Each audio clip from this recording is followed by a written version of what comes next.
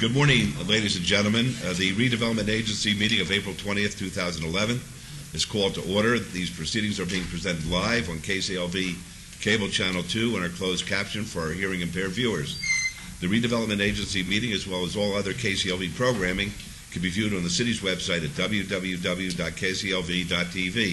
The proceedings will be rebroadcast on KCLV Channel 2 and the web the Wednesday of the meeting at 8 p.m. and also on Friday at 4 a.m., Saturday at 7 p.m., Sunday at 7 a.m., and the following Monday at 1 p.m. Of course, you all know that this building is protected by a state-of-the-art fire detection and suppression sprinkler system, so should alarms activate, please leave through the exits. Our marshals will tell you when it's safe to re-enter. We do this just as a cautionary measure. No reason to suspect that that will ever take place. We'll call item number 3, approval of the final minutes by reference of the regular Redevelopment Agency meeting of April 6, 2011. Yes, Your Honor, no addition or deletion. Make a motion to approve the minutes, please. Thank you. Let's vote on that, please. Post. Motion carries. Thank you.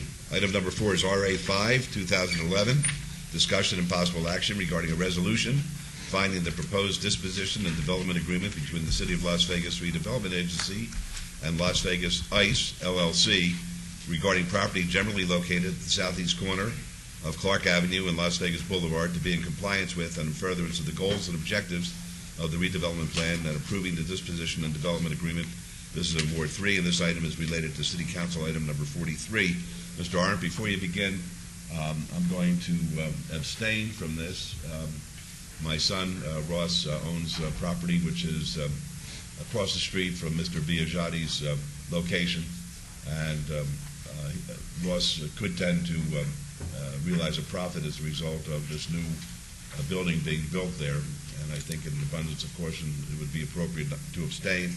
I would like the record to also reflect that Mr. Biagiotti is in this position, being able to appear in front of us today as a result of an award which was made by the federal government to him, and he comes to the city after that award. So this council has had nothing to do with his getting the opportunity to build the project over there. It's from this point forward that the council will be involved. Mr. Arndt. Thank you, Mayor. Good morning. For the record, Bill Arndt, Director, Economic and Urban Development. This is really concluding a pretty lengthy process that, as the Mayor had mentioned, was really led by the General Services Administration, the GSA. The GSA, basically, as you may know, is the federal procuring agency for federal projects, and they had a project that they were looking for a developer to build in downtown Las Vegas for immigration and customs enforcement. And so the GSA put out to bid this project, enlisting the help of a commercial real estate broker, C.B. Richard Ellis, and undertook a lengthy process. They finally selected a project in downtown. The city, through its partners, submitted 2 different sites with 2 different developers to try to make sure that the project did move forward to create a positive fiscal and economic impact for the city. And we were successful in getting the project awarded to one of our proposals, which was with SDA Inc. The developer had submitted an offer to purchase the redevelopment agency site known as the Bulldog site. This is at the southeastern corner of Las Vegas Boulevard and Clark.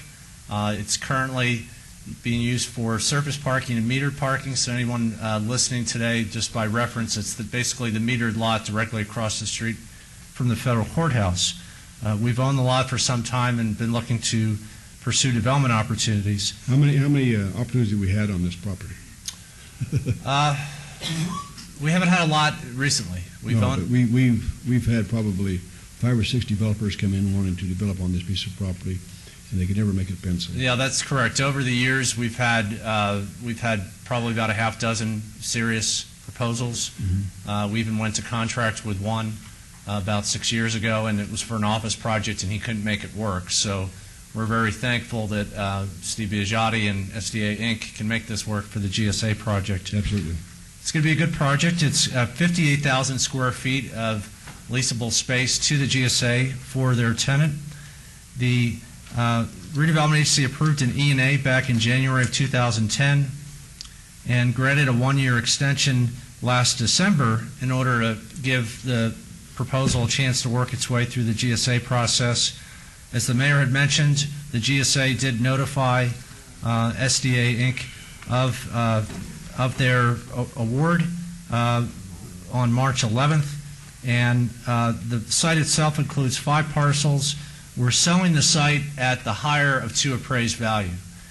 We had 2 appraisals, and the higher of the 2 appraisals back in August of 2009 was $2,870,000, and the developer has agreed to pay the high appraised value, so we think we're getting full value for the site. The developer is going to be constructing the building, which is going to be a 5-story Class A office building. The developer does have a rendering of it here today. It's going to be a 15-year lease. The developer does have to comply with our new employment plan policy that you approved on April 6. And in that respect, Section 5B of the agreement references the employment plan requirement, and the developer between now and the start of construction will be submitting a detailed plan on how they're going to meet that requirement. I would point out that this is going to be pertaining only to the construction because we cannot dictate to the federal government how they hire their employees for the Immigration and Customs Enforcement Office. The building essentially is going to be an office building. There's not going to be any overnight detainees, so it's not really an enforcement facility. It's more the office operations for this unit of government. At peak employment, it's going to employ 250 construction workers, and we think it's an exciting project for downtown. It is also going to generate some tax increment to the redevelopment agency because the buildings could be owned by a private entity leasing back to the federal government. With us here this morning is Steve Biagiotti, Right behind and I'd this, invite him up to the podium to make right behind this proposed project. He's also going to build a parking garage too. The parking structure right behind it. Right. The building, in addition to the office building, that's going to contain parking on site, so it's going to basically be a self-sufficient project. I'll let Mr. Biagiotti explain how the parking works on site. He does have a rendering. You're not approving the design today, but we thought it important for you to get a sense for the scale and the scope of the project. He's going to be coming pretty soon before you and the Planning Commission for approval of the site plan. Thank you. Mr. Biagiotti?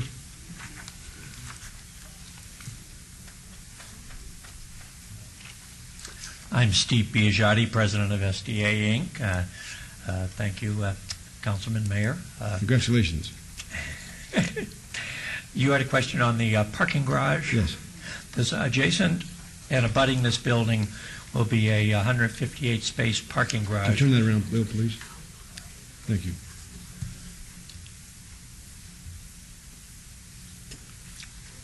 Will be a 158-space parking garage for the exclusive use of the occupants of the building. So we will be filling up this entire 41,000 square foot land parcel with building. It will be a Class A office building. When are you going to start the construction of this project? We hope to start construction in August of this year. We are on schedule tomorrow with a Development Services pre-application meeting. We have had 2 meetings in the past with Development Services. The plan that we have submitted, they have previously looked at and they see no problem with it. So we're very excited to try to get this out of the ground on 8/1. Council members, we have been briefed on this item three different times. It has come before us. Also giving the negotiating rights to this piece of property. Are there any questions or comments? Mr. Biagiotti? Mayor Pro Tem? Yes. Thank you. This is a win-win-win-win-win for everybody. 250 new construction jobs when we're at peak. And how many full-time jobs, Bill? I don't remember what you said.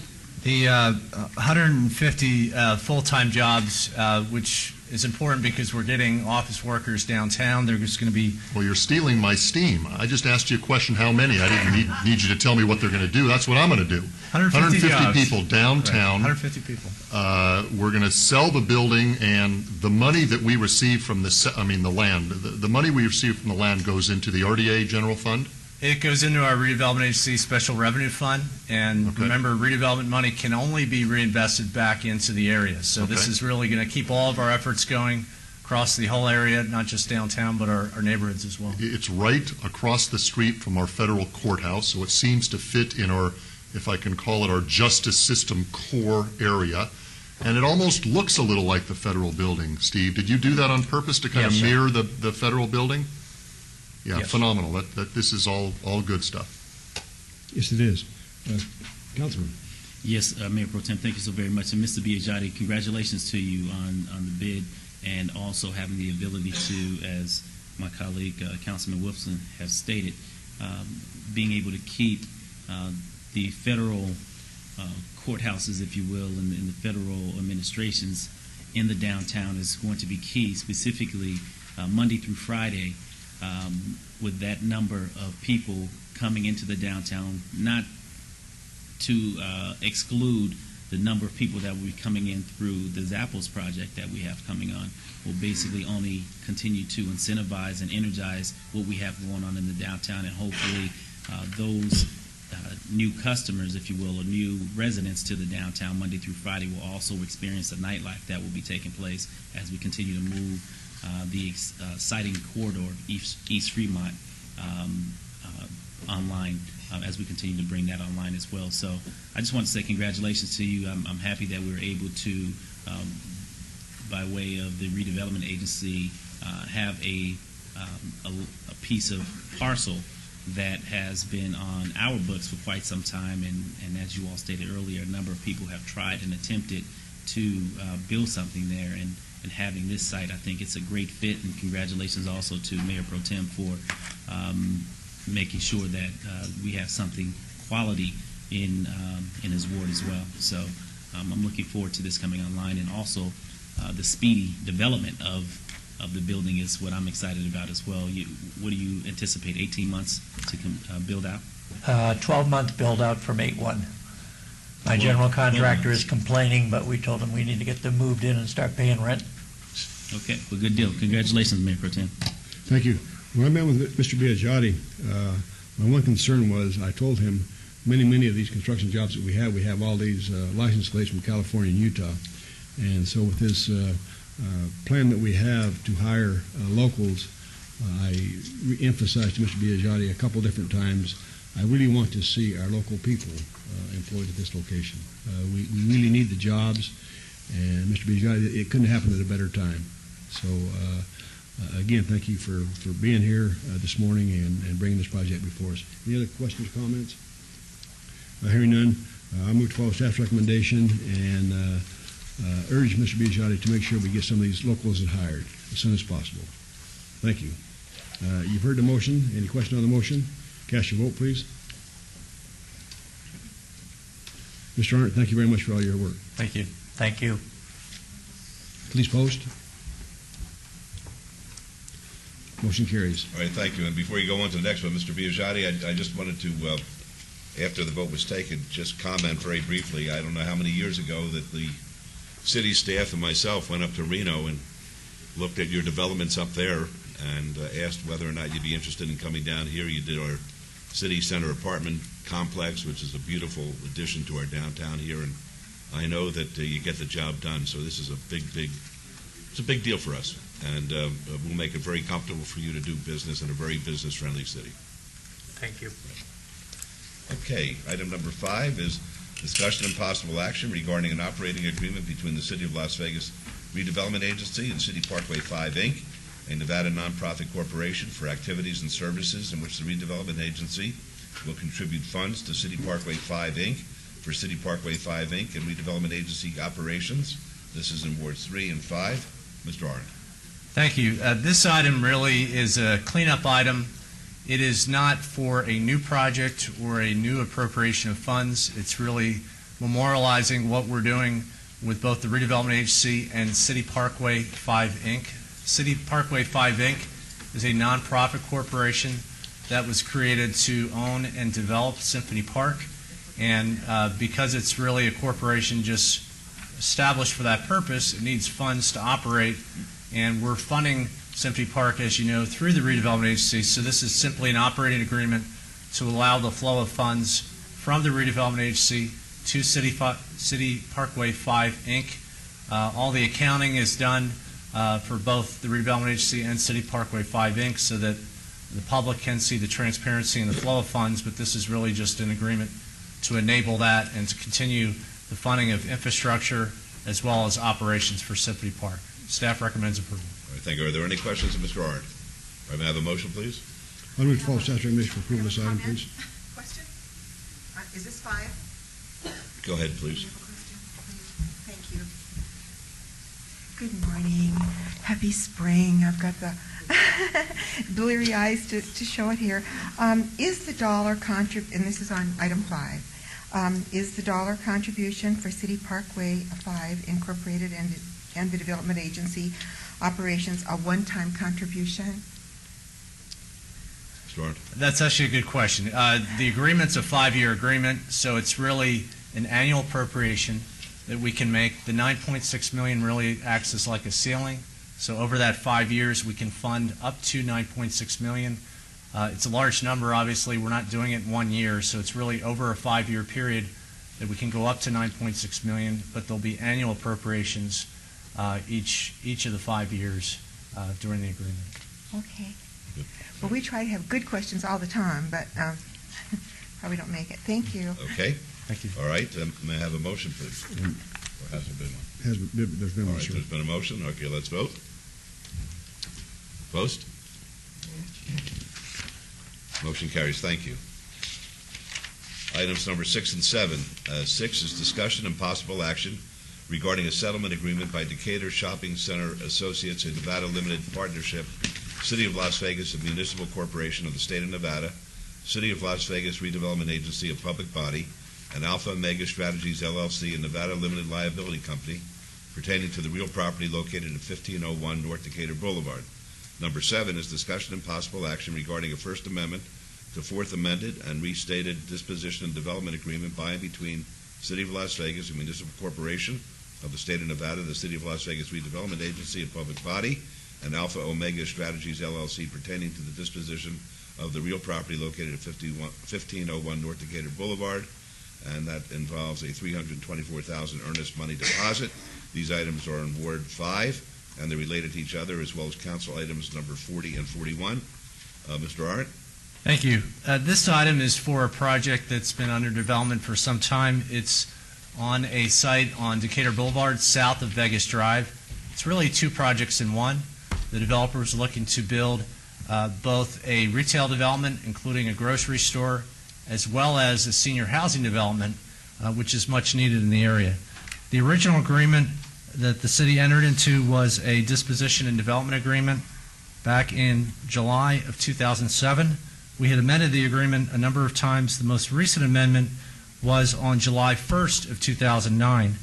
The developer had an issue with the neighbor to the south, and that issue has been resolved, and as a result, there's a settlement agreement here before you today. The settle agreement would resolve the dispute with that neighbor, Decatur Shopping Center Associates, and remove a lien by the name of a Liz Pendants against the site, which was really precluding development from continuing.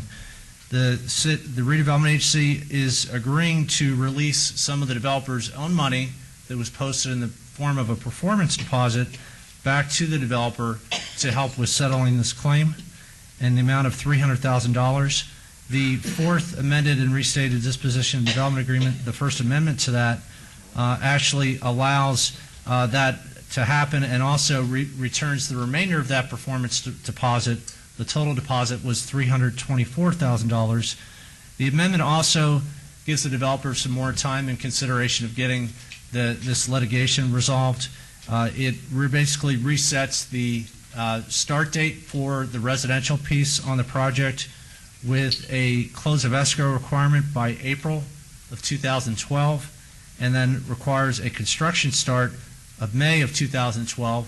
This is needed for 2 reasons. One, because the Liz Pendants was preventing development from continuing, but the second reason is that like any affordable housing project, there are a lot of layers of funding, and the developer needs to basically keep those funding sources intact and at times reapply for those funds, and that is what the developer is doing, particularly with private activity bonds, which is the major funding source for for the senior housing project. So items 6 and 7 are related together.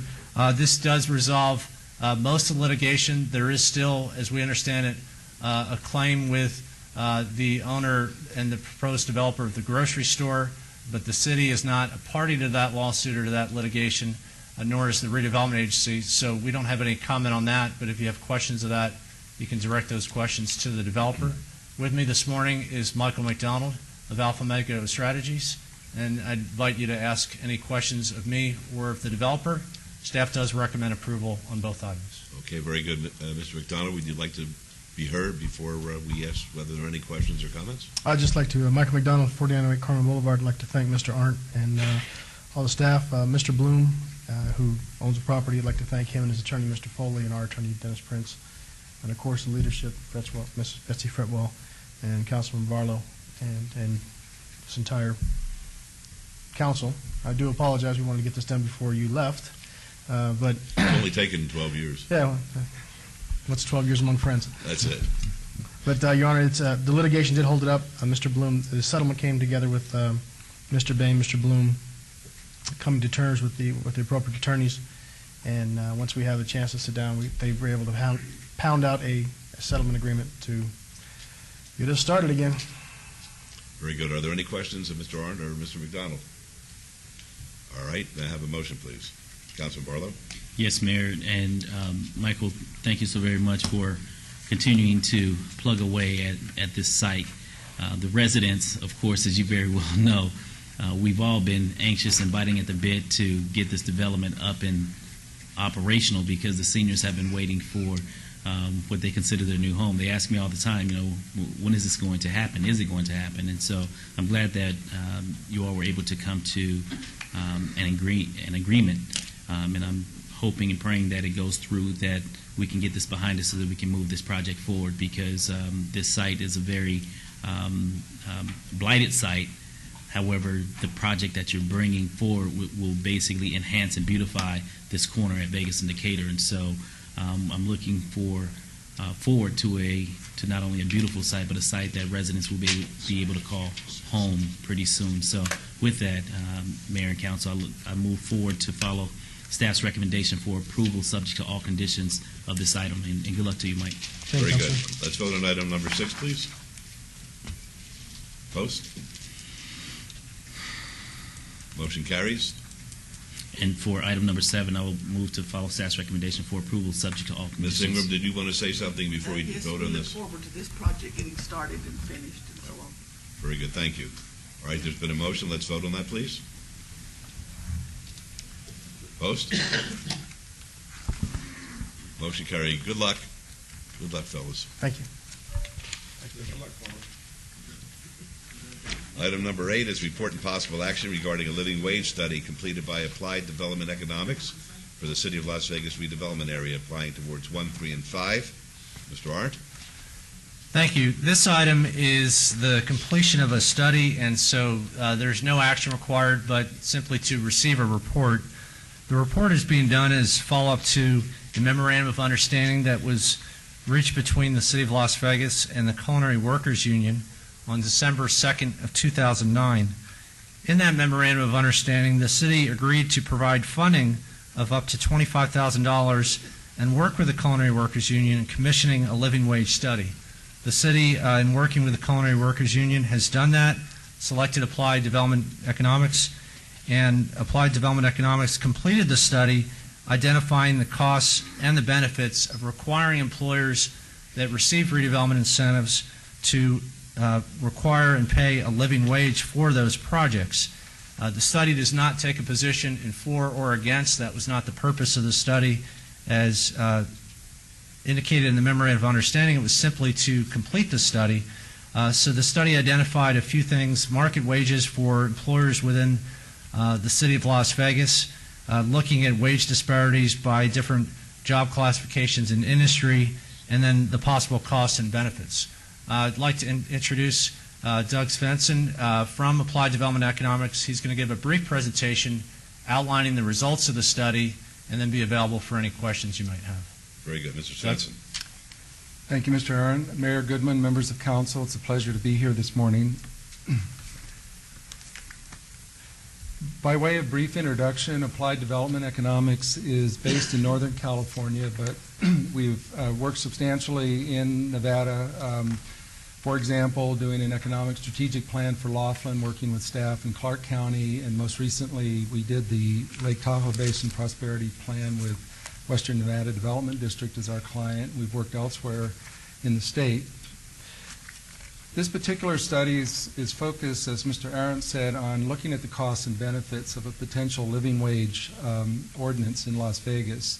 And there are a number of steps that we needed to go through to develop this analysis. First of all, looking at what the actual cost of living is here in Las Vegas, looking at what market wages are, and making that comparison so that we can see what the potential benefit might be to workers that are affected and the related tax and other economic benefits that may accrue to the city. And then on the other side, what the potential costs may be to businesses that are affected and what the implications of that may be as well.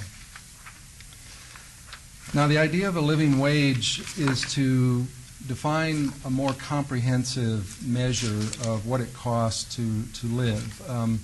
And this morning I'll talk a lot about the federal poverty level, which is a typical measure of income sufficiency. That measure is mainly focused on basic sustenance, so that a family having enough money to feed itself and get the really basic housing necessities.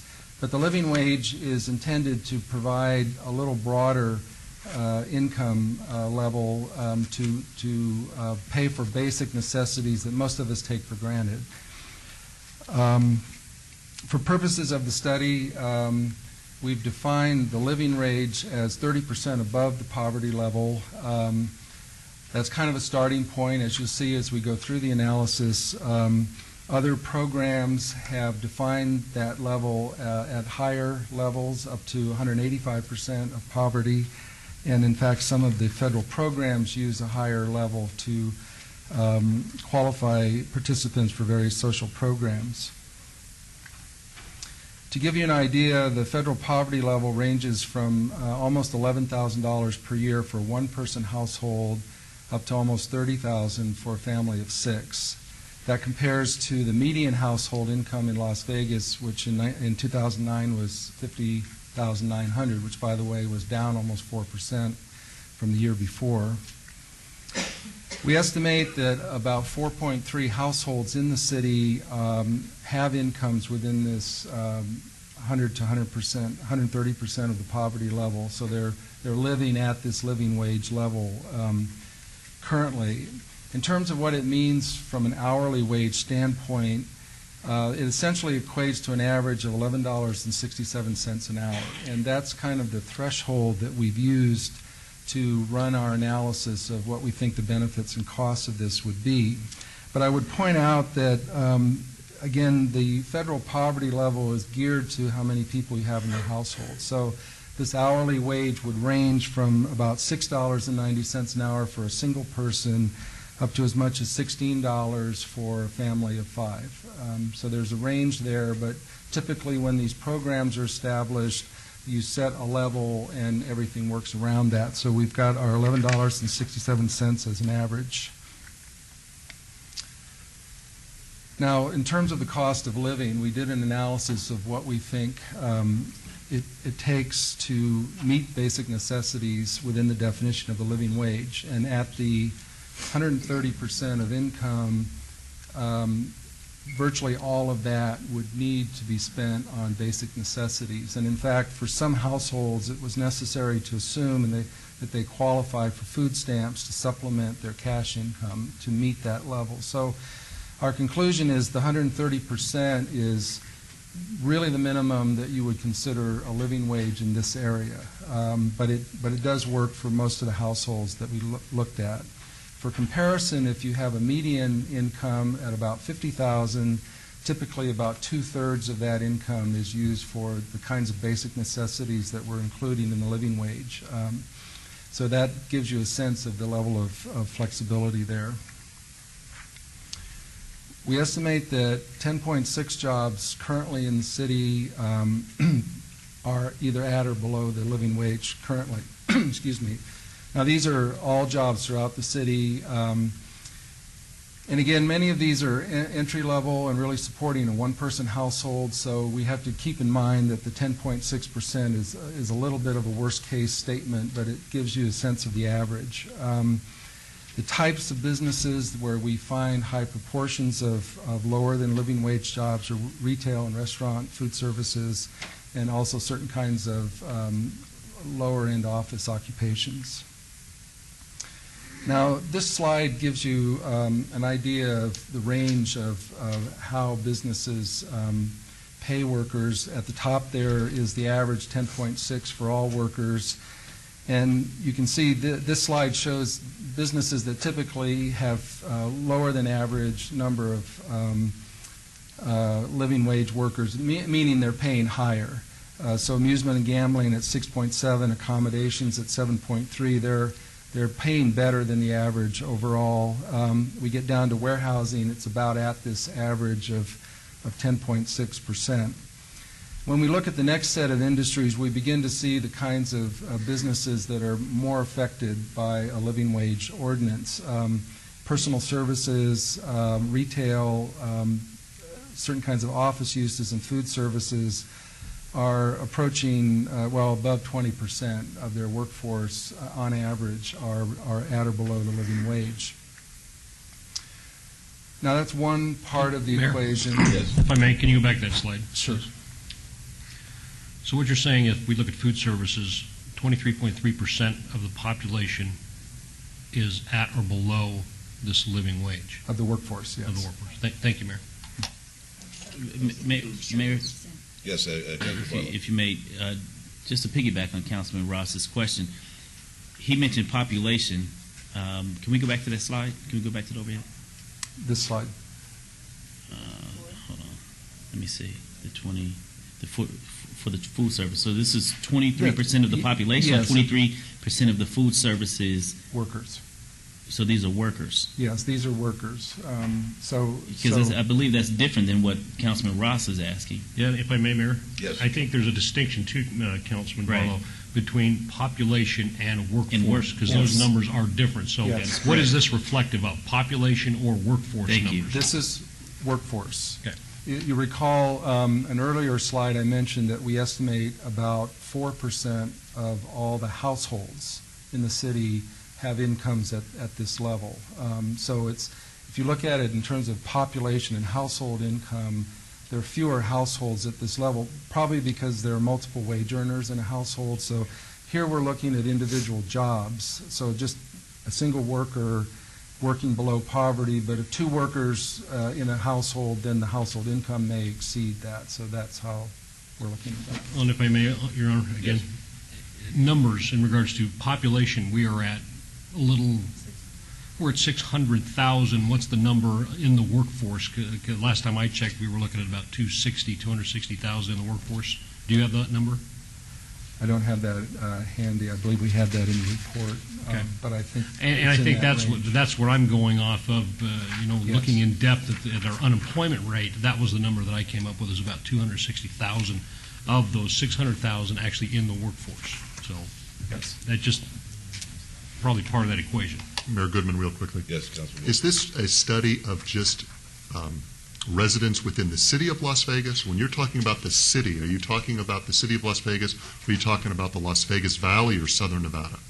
No, we're trying to focus on just the This city. is restricted to the city of Las Vegas. Las Thank you. Vegas, yes.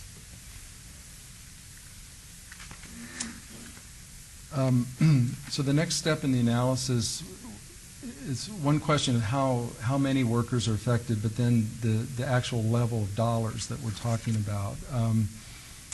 So we've done some estimates, and for this we looked at it per 100 workers in each kind of business, so that you can get a sense of the numbers a little easier. So again, this is the same list of industries, and just looking at the top under amusement and gambling, if you recall, 6.7% of the workers were below minimum wage, but the amount that they're below is very small. So if you had 100 workers, would only cost you less than $1,000 a year to bring them up to minimum, to the living wage. So that's a fairly minimal impact on that industry. But as we go down the list, warehousing, it's almost $25,000 a year to bring 100 workers up to living wage. And this set of industries are more heavily impacted, and if we look down the list at retail, $82,000 a year to bring 100 workers up above minimum wage, just based on the averages. So this gives you a sense of the dollars that the businesses are looking at, again, relative to the size of the business, at complying with this kind of ordinance. Mayor? Yes. I mean, this has given me a sense that we have a whole lot of poor people working here. That's what this has given me the sense of. I mean, do you see that? That's what I'm seeing.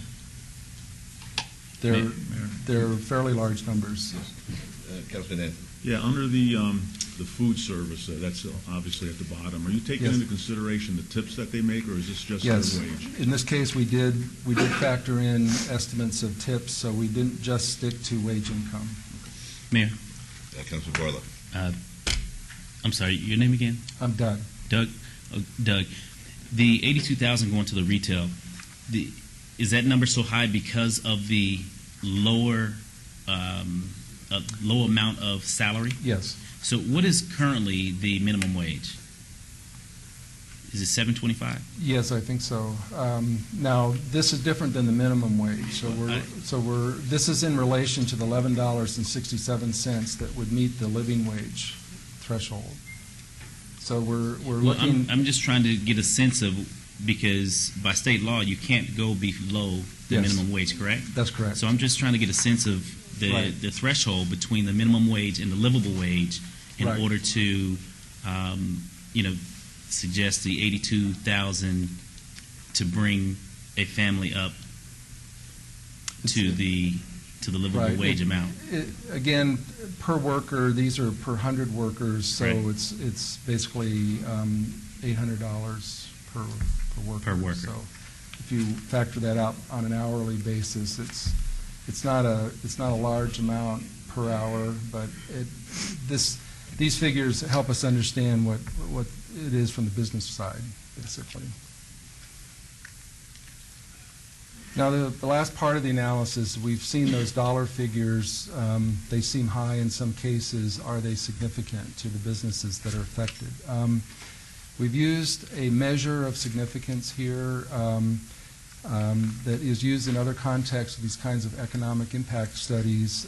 If the net profit ratio of the business is affected by more than 10%, then that could be significant for that business. So as an example, if a business has $100,000 a year in profit and these costs are more than $10,000 a year, then that could begin to be a significant impact on businesses. And they could begin to take measures to either avoid having to comply or reduce other costs to compensate. Doug, if you Yes. don't mind if I could interject, Sure. Can you explain where that net profits concept Yes. was used elsewhere and where the 10% number was derived? Right. That threshold was developed by the California Air Resources Board through a number of studies that were conducted. You may be aware in California, the air quality rules, there's a state law that they all have to be evaluated with regard to impact on businesses. And there, over the last 20 years, have been a significant number of rules adopted that impose costs on businesses. And so the state was concerned how to determine whether those costs are significant or not. So they commissioned studies from the universities to analyze that, and this 10% threshold was developed through those studies and is now used. It's the basic standard that's used to evaluate all the air quality rules in California. I think it has some broader application. So again, it's one measure of how we would look at this, and certainly there are other ways that we might discuss that this could be evaluated, but this particular measure does have some research and substantial practice behind it in California as one example. This chart kind of shows our results related to this. So on the left-hand column, you'll see the labor cost that we just looked at in the previous slide. Based on 100 workers per business, we've estimated what sales and profits are using national rates from the IRS for these kinds of businesses, and then we've basically divided the cost of compliance by the annual profit levels to see what kind of percentage we get. On this slide, almost all of these businesses, certainly the first 6, 5 of them are less than 1%, and we have accommodations at about 3%. So generally we would say these are not significant costs for these types of businesses. Down at the bottom, we have warehousing at 17%. That exceeds the 10% threshold, so we might look at that more carefully to see whether that might be an impact. This slide, we begin to see the businesses that are more significantly affected. We have personal services at over 14%, retail at almost 13%, administrative services at nearly 12%, and food services at almost 15%. So these are the kinds of businesses that not only have substantially more workers that they would have to bring up to living wage, but the costs are in fact potentially significant on a business-by-business level. So basically, to conclude, a lot of the kinds of businesses that are most heavily affected are located in downtown Las Vegas: retail, restaurants, offices, and some entertainment. For a number of these kinds of businesses, they would be looking at bringing more than 20% of their workforce up at some level above their current incomes. Now, the benefits of the living wage is that obviously incomes increase for workers. That increases spending, and related tax revenues for local government. Also reduces potentially the reliance on social service programs at lower income levels, so households are able to meet their own needs without as much reliance on government services. So those are all benefits to the increased incomes that the program would bring. On the other hand, as we've seen, the costs would affect some of the businesses, and those costs may offset the benefit of locating in the redevelopment area. Our focus with this study was the assumption that this would be applied to businesses that would be seeking redevelopment assistance to locate in the redevelopment project area. So there would be a trade-off for each business, for each development project, whether the costs of this ordinance would outweigh whatever benefits might be available through locating here and through working with the redevelopment agency. Now, as Mr. Arendt pointed out, this is, in a sense, an initial study of this topic. It's really a large topic and fairly complicated, so there are a number of things as we went through the process that we identified that may benefit from additional study. As I mentioned at the outset, other cities and jurisdictions have looked at higher definitions of living wage, and there may be some net benefit trade-offs, so the benefits of the higher incomes would increase, and at the same time the cost would increase to business, and so there may be worth looking at some additional levels. There's also some additional consideration of how the city or the redevelopment agency could mitigate costs for businesses. One of the concerns, we looked at this a little bit in our study, but typical redevelopment kinds of incentives are focused on the development process, how to get the buildings built and so forth. That is a little bit removed from the issue of what the tenant businesses are paying their workers on an ongoing basis, so there would need to be some linkage developed. And the question is whether there are some ways that those costs could be mitigated if the city so desired. That could certainly bear some further development. That concludes my presentation, and I'm more than happy to respond to further questions you may have. Very good. Thank you, Councilman Ross. Mayor, thank you, Mayor. Can you go back, Doug, to the previous slide for me? Yes. I think in consideration of the study's conclusion, the higher incomes would increase our retail spending and related tax revenues, but also the living wage would increase costs for affected businesses. I think there's a balance there. And it's clear and evident that when people make more money, they spend more money. And of course, we'd like them to spend more money, but at the same time, we'd like everyone back to work also. As if everyone's working, they're of course contributing to our economy and our tax base.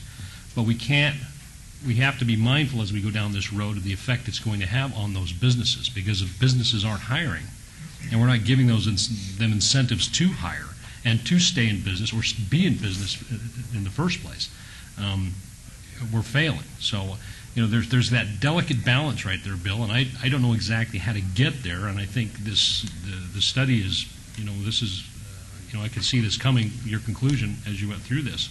How do we find that balance? How do we offer those incentives in the downtown redevelopment area, bring those businesses down, and continue to push a livable wage? How do we do that? That's the balance. Mayor Goodman. Councilor Wilson. Is your study actually in written form that we can get copies of? Because I Yes. have not received a copy of your study. How Yes. lengthy is it? It's about 80 pages, but a lot of that is Stats. data, so Okay. I think it's maybe 25 pages of text. Okay, I'd certainly like to get a copy of that. And secondly, what we're talking about is potentially us as a city passing an ordinance requiring businesses within our jurisdiction to pay their employees a certain amount of money, wages? Is that what we're talking about? Yeah, Councilman, if I could answer that question, that's why I tried to be precise in the introductory remarks. Our memorandum of understanding required us to conduct this study. Right. It didn't require us to put before you a vote, should we do a living wage or not? That really is the million-dollar question. Yep. You mentioned on item 4, we had a project that was, if I counted right, a win-win, win-win-win. It was a great project. We want a win-win solution for this issue, but it's a pretty complex issue. Sure. This is really a first step, really getting all the data out on paper. I think the other takeaway is, as a city, on our economic development efforts, we could target certain industries that are already well above that living wage ceiling. And I think that it gives us a lot of guidance as we invigorate our economic development efforts and put new strategies in place that we can focus on those industries that are already above that ceiling. My last question is, how many cities or local governments have living wage ordinances? I don't know the answer to that. I know that when we were working with the Culinary Workers Union on the MOU, we did look at some cities that have living wage ordinances specific to certain industries. City of Pittsburgh was an example. City of San Francisco was another example. Doug may be familiar with others, but I think there are probably at least half dozen nationally prominent cities that have undertaken a living wage, at least to some industries, if not doing it across the board. It's not a common thing. It's not like many cities have living wage ordinances. It's something that is coming anew. Would that be a fair statement?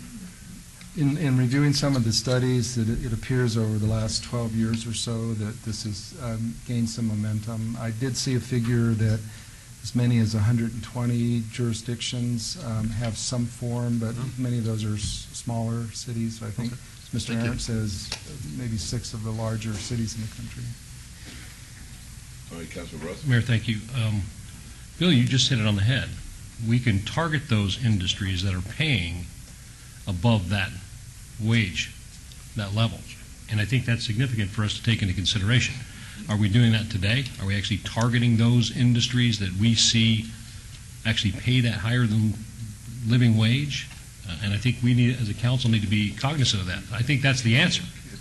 As I talked about balance, let's focus on those industries that actually pay that decent wage so that we're spending our taxpayer money or redevelopment money in a smart way to encourage those industries or businesses to be in the City of Las Vegas redevelopment area.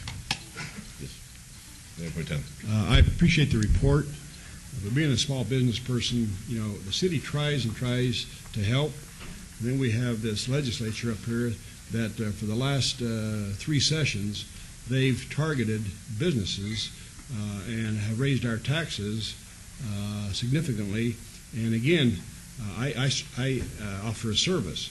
And the legislature right now is trying to tax the services that people provide. I don't know about Councilman Wolfson, but I know the doctors and dentists, they're going to be negated from this, just the small business people.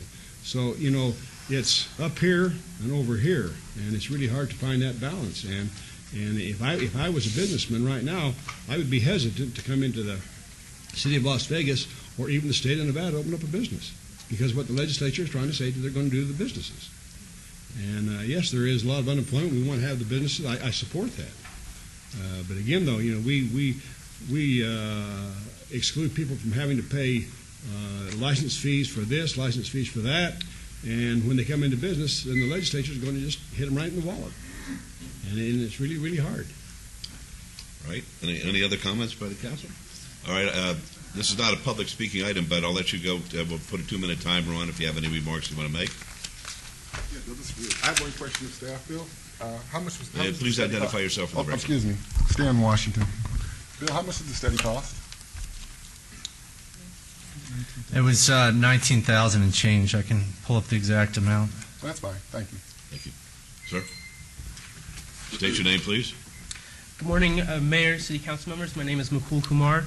I'm a researcher at the Culinary Workers Union, Local 226. For the record, my address is 1630 South Commerce Street, Las Vegas 89102. I'd like to just make a few brief comments regarding the living wage study, and I'll submit our comments in writing for the record. I wanted to start just by thanking city staff and saying that we've had regular communications regarding the study, and the process has been both professional and inclusive. I'd also like to say that the City of Las Vegas has taken a positive step forward by commissioning a study to evaluate the effects of the living wage ordinance.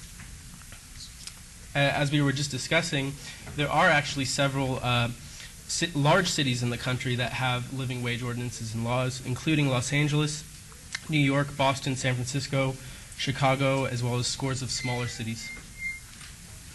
We view this particular living wage study not as a definitive statement, but as part of a process to better understand how a living wage would affect the Las Vegas community.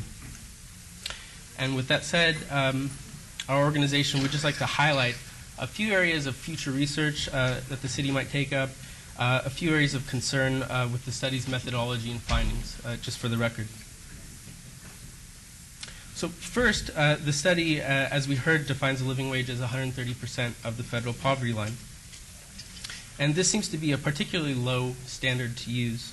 According to the study's own calculations, the average household in Las Vegas living at 130% of the federal poverty line can spend just $284 per year on health care, compared to an average of $8,000 per year, as we know, is the standard cost of health care. And that's the study's own findings. I believe it's from Table 8. We believe that the 130% standard frankly reflects the cost of survival, not the cost of living. And I don't challenge that statement. What I would like you to do, because we have a horrendous morning here as far as our agenda is concerned, if you'd be kind enough to submit your comments, I'm sure it would be of interest to all of us here. I'll do that. We'll make that part of the record, and Ms. Bridges, if you would make copies of those and disseminate it amongst the council members, I think we'd appreciate that. Thank you very much. Thanks for coming down. Mayor? Yes. Councilman Anthony. Yeah, I just wanted to put on the record that I did vote against this particular MOU with the culinary, and I voted against spending tax dollars on this study, so I'm going to be voting no. All right. Mr. Collins. Thank you, Mayor. There's no motion. It's just a report. No. First and foremost, I want to congratulate those individuals who Please ran. State your name for the record, please. I'm Gene Collins. I live at 1101 Ellen Avenue.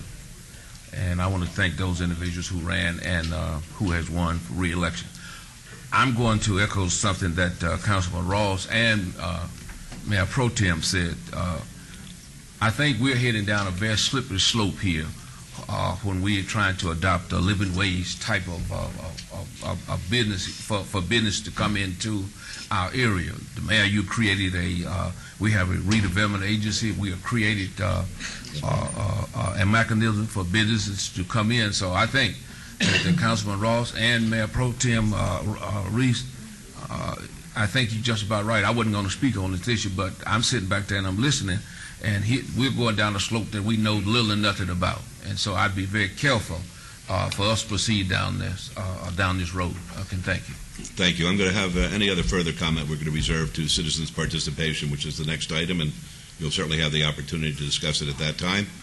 My comment is as follows. I'm very concerned about this $11.67 as providing any kind of a lifestyle for anybody. The information I have sitting on the Nevada Development Authority is that there's about a $17 threshold where one does not become a burden upon government in order to survive in a society. So I think if we start talking, I agree with the slippery slope concept here. We've got to be very careful before we get involved in setting a living wage, because I make about $11.67 an hour. And, well, I gamble a lot of it away, but and I also imbibe. So by the end of my day, I have nothing left. But assuming that I didn't have those bad habits, I would find it very, very difficult, really, to support even myself or one other person on $11.67 an hour before taxes. I just don't think that's realistic in this community. It may be okay in some other place, but in Las Vegas, that doesn't go too far. But that's my comments, and thank you very much for the report. We're now going to go on to item number 9, citizens' participation. Public comment during this portion of the agenda must be limited to matters within the jurisdiction of the Redevelopment Agency. No subject may be acted upon by the Redevelopment Agency unless that subject is on the agenda and is scheduled for action. If you wish to speak, please give us your name, and we'll put the 3-minute timer on. Yes, has to be 3. Good morning, Your Honor. Stanley Washington, City of Las Vegas, again for the record. We're going to take a little time and have a little discussion about the people who aren't working at all, have not worked since Las Vegas Premium Outlet Mall, and these are the people who were supposed to be working, but that job fair never came about. But here we go. First thing I want to do is, Betsy, the City of Las Vegas Redevelopment, is Betsy there? No, she's not. She's not. Okay, well, the City of Las Vegas Boards Commission Committee, there's a Redevelopment Advisory Board that's in the mix. I know that it's somewhere. I want to know where it's at. I believe, Councilman Barlow, this should be the first order of business, post haste to completion of this, so the citizens have their participation in redevelopment, and we won't have to worry about a lot of the issues that you're going to be facing that have gone in the past.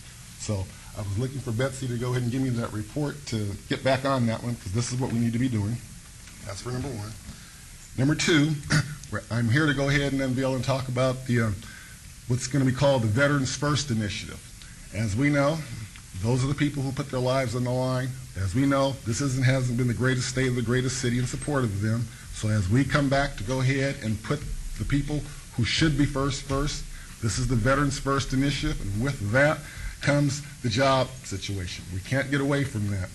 What we're here to go ahead and talk about today is a specific opportunity to put veterans to work and take them off the streets with the facility that we all will be dealing with, and that's the new Metro building on Alta.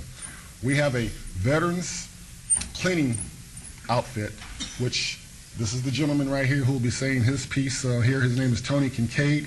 He's the owner of Dirt Busters, but he'll be the new president of American Vets Cleaning Service. We will be making our appeal to the corporate community to make sure the veterans get an opportunity to go ahead and clean buildings, put veterans to work, take them off the streets. I've spoken with Jeff Arrett, who is the president of Penta Construction, concerning the veterans on the construction cleaning of the Metro building. I've spoken to Mark Fine relative to that, and now I'm bringing it to the council to go ahead and do the right thing. They've indicated that they want to do the right thing, so now we're going to see if we want to do the right thing. So, Councilman Barlow, can I pay attention over here? Wait, please. Okay, I guess he didn't care. What we're doing is that we want to go ahead, and what we have here is veterans that are out of work who want to go to work and have an opportunity to clean the Metro building over there for us. And they're all going to go ahead and say their little piece and let you guys know exactly how bad they want to work and what they want to do. So I'm going to go ahead and defer to Tony here and let him go ahead and introduce himself. He's done 2 tours in Afghanistan. Presently has already been called back to do a 3rd tour. So he's the guy who's putting his life on the line for everything that's happening in Symphony Park. I don't think anybody else is here doing that. So he's going to go back again, put his life on the line for everything that's going down. I don't think it's asking too much for him to be able to, with his compadres, clean the building. Thank you. Yes, Tony? sir. My name is Antonio Kincaid. Only thing I want to say, I've been out of work. My last tour, I came back last year, and I've been out of work for almost about 2 or 3 years. I own Dirt Busters Cleaning. I've been doing it for the last 6 years. When the economy took a fall, my company took a fall, but I still employ vets, and we just need to get an opportunity to put some of these vets to work. I need to go back to work. Other than that, that's it. All right, well, thank you for your service to our country. Thank you, Mayor. Yes, sir. Dennis Larson, President of the Key Foundation, 1001 North 8th Street, 89106. Good morning, council members, and good neighbor. Yes, sir. Did you see us on the way in this morning? I certainly did. Okay. Just to give you a bit of background, I don't get to talk to all of you very much, but the Key Foundation started in February of '91. So we just finished 20 years. 17 of those years we've been down here in the infamous homeless corridor. And we've all had our hands full. We know you guys work diligently on working with the chronic homeless. And most of us down there have rolled up our sleeves and made that a priority. But to bring you up to date a little bit of what I've been seeing for the last year, part of what this economy's been doing is we're getting first-time homeless people that should never be homeless. Okay. And that little stigma that we used to have to deal with, the ones who didn't want to go to work, is all but gone. These fellows want to get back into their lives and into the job market. And we have some incredible talent. I'm seeing people with some real serious skills who are ready to go out to work and fulfill above just minimum wage jobs. So we want to continue to work with those guys and get them forward. The one thing I see you're diligently planning to include these neighborhoods in the redevelopment area for the jobs is to give a little thought to making part of it preference for veterans. This is not anything that hasn't been done. The post office does it, the census just did it, and you have a system where they sometimes give out, for instance, 5 points in the hiring procedure for being a veteran, and 10 if you're a disabled veteran, service-connected. We're talking about the people who have served and come back. And all of us know that the state of Nevada has contributed heavily to the recent conflicts with our National Guards. And the people are coming home, and we need to be able to help them and work with them and the younger families. So for whatever it's worth, if you're planning, maybe we can look at least part of it, that we can give a little bit of service, especially to our disabled veterans. Thank you. Thank you. Yes, sir. Good morning, Mayor Goodman. Good morning. Members of the board, Councilman Boylan especially, a friend of mine. I'm Colonel Ron Whitehorn. I'm with the J. Edgar Hoover Post 55 with the American Legion. My organization is very much in support of trying to help our veterans. I left part of me in Nam. The rest of me came home. What I've been trying to do is help my people, if I can. When I say my people, I'm talking about the veterans who are still over there, and this young man is going back. What I'm coming to the board to speak and say is, let's help them if we can. Thank you.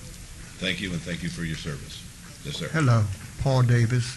I represent the National Association of Minority Contractors in the past, but I have a company, Blue Chip Enterprise. We're certified disabled veterans company with the GSA base, the CCR base, ORCA base, right here located. We talk to the people at the GSA right here on Las Vegas Boulevard. We reach out to the veterans there over on Owens, and we try to help as we speak right now. And we work with them, and we told them that if we got opportunities, we would come over and try to help them and assist them with that. So we're asking for some assistance as well. We're a company that's been to Vietnam, been back. We're a disabled veterans company, and we appreciate if we can help that and help us to help them. Thank you. Thank you. My name is Jackie Sadwhite. I'm coming as well to support the veterans. They're coming back younger and younger with the current wars that we have going on. This is an opportunity that we have to place some in a job with Dirt Busters. It's interesting enough, the presentation before was talking about living wages. This is a job that anyone, for the most part, can be trained to do, and they can obtain a living wage. I think we have an opportunity to consider seriously Dirt Busters, which is representing the veterans, so that we can get some of our young men as well as some of our older men back to work, and this is work that they can do. And I'm asking that you consider it. Thank you. Thank you. Yes, sir. Thank you, man. Gene Collins again at 1101 Ellen Avenue. You know, the good thing about living here in Las Vegas is that once upon a time, whenever we had a problem, regardless of how minute it was, we all would bind together and come to that family, that neighbor, and help resolve that problem. And I can recall that, you know, when I grew up here, that was, in spite of whatever problem we had, we would always come together, and we always saw fit to help the one that was asking for help. Now we are back here again, and just like the previous speakers had said, that our veterans and you all know, some of you are veterans, but you know the symptoms that the veterans have. You know that they are the individuals who allows us to go home and sleep every night and wake up every morning knowing that there will be no one shooting at us. And so now they have come home, so it's incumbent upon us now to do what we once did when we all grew up here in Las Vegas. When someone asks for help, we should bind our forces and now reach out and help those individuals who make it safe for us. And for that, I want to thank you. Thank you. Thank you, Mr. Councilman. Anybody else? We close. Councilman Barlow, we're looking for the leadership. You should speak up. Thank you. Did you want to speak, Ben? Is this on the same subject? Well, this is citizens' participation. I was trying to ask a question, though. What is it they were asking for? I couldn't understand. It's a certain type of job. Yes, they're asking that the company that was represented be given employment opportunities because it's composed of veterans. You have a question, Councilman? Did I explain for you? It's the Metro building that's going to be... I know the Metro building. We have no jurisdiction. The one that Mark Fine and is going to be leasing back to the city? But isn't that Metro who hires? That's why I was questioning. Not on the construction cleaning part. Whoa. Okay, Let's get the record straight on this. Is the Metro building going to be leased back to the city? I didn't think so. It's leased to the county. Correct? We don't have any jurisdiction over it, sir. I stand corrected. Okay. Yes, ma'am. Good morning, Your Honor and Council. I'm Catherine Duncan. I wanted to speak briefly back on agenda item number 5 with the City Parkway number 5. I'm concerned how we're moving those funds out of the RDA and over to City Parkway number 5, and you say it's a nonprofit organization. What oversight does this nonprofit organization have? Because what I see is just 2 city staff people who are over this $9 million. So is there a separate oversight committee that oversees this staff, or just how does that work? Can someone explain that to me? Okay. Mr. Adams, would you like to respond to that? All right, or Ms. Fretwell? Just briefly, or basically the oversight on Parkway 5. Mr. Arndt? Well, we'll let Bill answer it. All right. Make it brief, though, please. We got a lot of people here, and a lot of business to do, so please make it brief. This is important, Your Honor, otherwise we wouldn't bother you with it. For the record, Bill Arndt, Director, Economic and Urban Development. City Parkway 5, Inc. is a Nevada nonprofit corporation. It was formed for owning the Symphony Park site. As you know, it was formerly owned by the railroad. There's a lot of environmental cleanup, so that helps us with liability as a city and as a redevelopment agency. So we did that when we took possession of the site. We do report every transaction that we do with City Parkway 5, Inc. before you as the Board of Directors. We do have the officers of the corporation, as Ms. Duncan referenced, are city employees, but we do take all the transactions before the full City Council for a vote. So everything we do is transparent. So then the Board of Directors of the nonprofit is which entity? The City Parkway 5, Inc. is a Nevada nonprofit corporation, and for appropriating funds, we have a board meeting for City Parkway 5, and then we also take the transactions. When we appropriate money for a project, for instance, we take those projects before the City Council. But it is a separate nonprofit corporation. We do financial reporting within the city's financial statements. So then, if I make the statement that City Parkway 5's Board of Directors is the same board that's the RDA, that's the same city council? The officers of the corporation are city staff. Because of the nature of the transactions, we take the transactions to council, but it is a separate nonprofit corporation. Yes. And those nonprofits do require a Board of Directors. I'm just trying to figure out who these people are so we can contact them and Well, I have can some assure you conversations that it's a with them. matter of public record.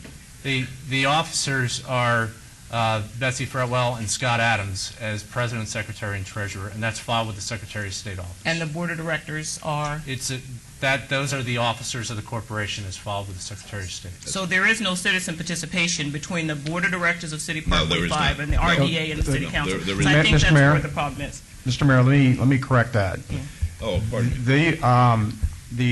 All the board meetings of our nonprofits, City Parkway 5, 4, Office District Parking, all the nonprofits are publicly noticed meetings, and they do provide opportunity for citizen participation. Thank you. All right. Okay, so that was my comment on item number 5. Yeah, but time's up. Well, sir, I had one on the Time's citizen up. participation. Sorry, time's up. Okay, thank you. You're welcome. All right, item number 19.